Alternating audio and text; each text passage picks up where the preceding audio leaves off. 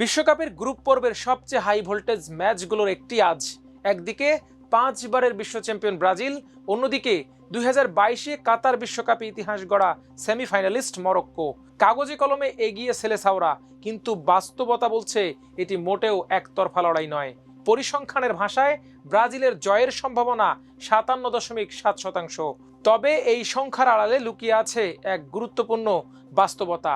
বর্তমান মরক্কো আর আগের সেই আন্ডারডগ দল নয়।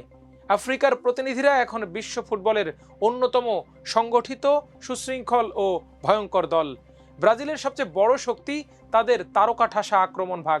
Vinicius Junior, Raphinha, Lucas Paqueta, Bruno Guimaraes, Casemiro ও মার্কিনিওসদের নিয়ে গড়া এই দলটি গতি, স্কিল ও সৃজনশীলতার এক বিস্ফোরক মিশ্রণ। বিশেষ করে ভিনিসিয়াস জুনিয়র ম্যাচের গতি একাই বদলে দেওয়ার ক্ষমতা রাখেন। ম্যাচের আগেই তিনি শিরোপা জয়ের হুঙ্কার দিয়ে জানিয়েছেন ব্রাজিল ইতিহাস গড়তে এসেছে।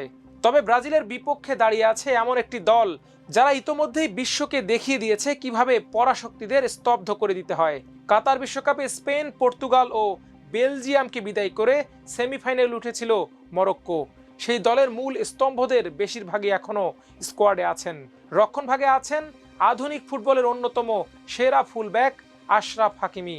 গোলবারের নিচে আছেন নির্ভরতার প্রতীক ইয়াসিন বুনো। মাঝ মাঠে আছেন উনাহি ও এল আয়নাউয়ের মতো পরিশ্রমী ফুটবলার, এবং আক্রমণে বাহিম দিয়াজের সৃজনশীলতা মরক্কোকে করে তুলেছে অত্যন্ত ভারসাম্যপূর্ণ একটি দল। সবচেয়ে বড় বিষয় হলো মরক্কোর আত্মবিশ্বাস এখন আকাশ ছোঁয়া। ম্যাচের আগে আশরাফ হাকিমি স্পষ্ট ভাষায় বলেছেন, আমরা কাউকে ভয় পাই না। এই একটি বাক্যই বোঝার জন্য যথেষ্ট যে মরক্কো ব্রাজিলের নাম শুনে রক্ষণাত্মক মানসিকতা নিয়ে মাঠে নামছে না, বরং জয়ের লক্ষ্য নিয়েই মাঠে নামছে। আর ব্রাজিলের জন্য সবচেয়ে বড় সতর্কবার্তা হতে পারে দুই দলের সর্বশেষ সাক্ষাৎ। 2023 সালের আন্তর্জাতিক প্রীতি ম্যাচে মরক্কো 2-1 গোল ব্যবধানে হারিয়েছিল ব্রাজিলকে। অর্থাৎ সাম্প্রতিক মুখোমুখির লড়াইয়ের স্মৃতি মরক্কোর পক্ষেই কথা বলছে। আর সেই জয় শুধু একটি প্রীতি ম্যাচের ফল ছিল না, বরং সেটি ছিল একটি বার্তা। বিশ্ব ফুটবলের নতুন শক্তি হিসেবে মরক্কো এখন যে কোনো জায়ান্টকে চ্যালেঞ্জ করতে প্রস্তুত। আর তাই নিউ জার্সির মেট লাইফ স্টেডিয়ামে এটি যেন শুধু গ্রুপ পর্বের ম্যাচ নয়, এটি দুই মহাদেশের ফুটবলের লড়াই। একদিকে ব্রাজিলের আক্রমণাত্মক সাম্বা ফুটবল, অন্যদিকে মরক্কোর ইস্পাত কঠিন রক্ষণ ও বিদ্যুৎ গতির কাউন্টার অ্যাটাক।